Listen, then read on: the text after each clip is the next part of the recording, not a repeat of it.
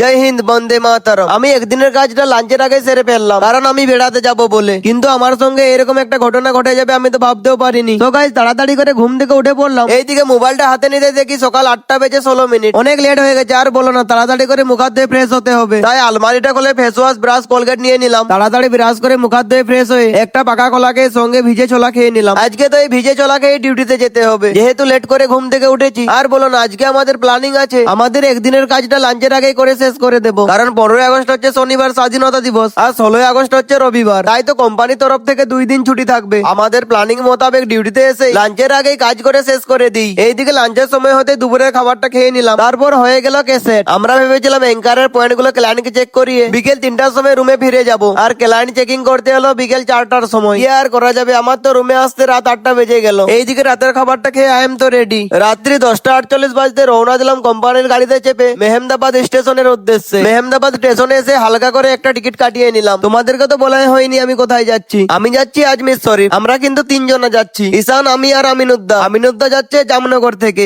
এইদিকে তো ট্রেন এসে গেছে, আর এই যে হালকা সালকা বৃষ্টি হচ্ছে। আমরা তো ট্রেনে উঠে পড়লাম। আহমেদাবাদ জংশনে পৌঁছাতে প্রায় রাত 1টা বেজে গেল। রাত 1টা বেজে গেছে, কিন্তু আহমেদাবাদ জংশনে মানুষের ভিড় কমেনি। আজকে হলো 15ই আগস্ট স্বাধীনতা দিবস। তাই আমার তরফ থেকে তোমাদেরকে জানাই 80তম স্বাধীনতা দিবসের শুভেচ্ছা, অভিনন্দন ও ভালোবাসা। জয় হিন্দ, বন্দে মাতরম।